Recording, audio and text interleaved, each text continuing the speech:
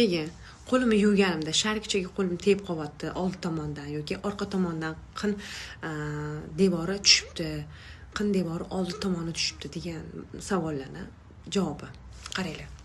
Xuddi uyi tomi cho'kib qoladi-ku, bo'kib cho'kib qoladi, suv o'tib cho'kib qoladi.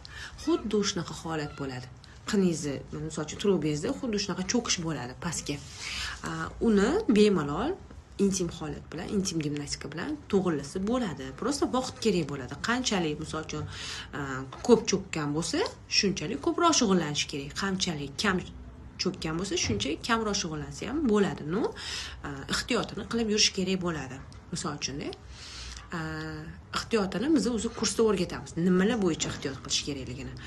Va qin oldi devor, orqa devor tushishlari, u qin orqa devori asosan ichi qotganda, gemoroylar bo'lib, shunaqa bo'ladi. Qin oldi devori asosan tug'uruqdan keyin og'ir ko'targandan keyin